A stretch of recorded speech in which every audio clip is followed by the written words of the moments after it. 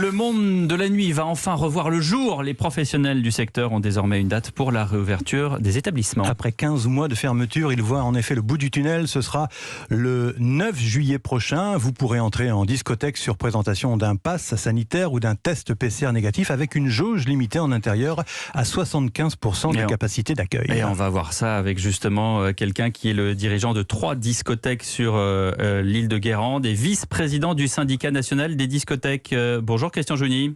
Bonjour. D'abord, cette date du 9 juillet, vous l'avez fixée comment avec le gouvernement ? Comment est-ce que vous l'avez obtenue ? Eh bien, nous étions en discussion depuis plusieurs semaines, mais notamment 4 jours, sans discontinuer avec Matignon et un certain nombre de conseillers du président de la République. Et l'objectif de nos contacts, c'était précisément d'obtenir une réouverture pour l'été. C'est désormais chose faite, avec un certain nombre de contraintes, évidemment.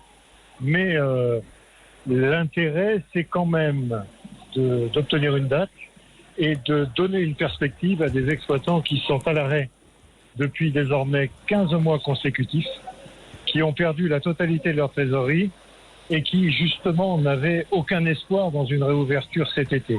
Donc, de ce point de vue, c'est plutôt une excellente nouvelle que d'annoncer une date d'ouverture.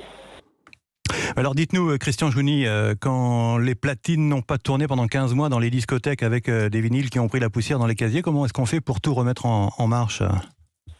C'est très compliqué, parce que vous avez raison de le souligner, un outil qui est à l'arrêt pendant plus d'1 an nécessite beaucoup de travaux avant de pouvoir être en capacité de repartir dans des conditions normales.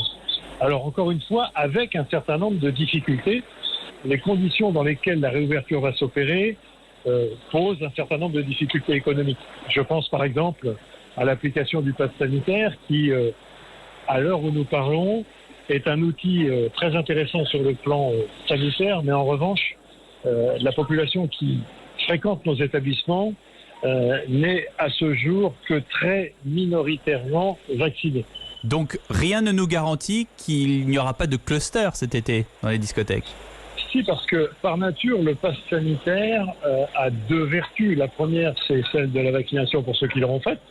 Et la seconde, c'est le test PCR. Donc, si le test PCR est fait, l'accès à la discothèque sera autorisé.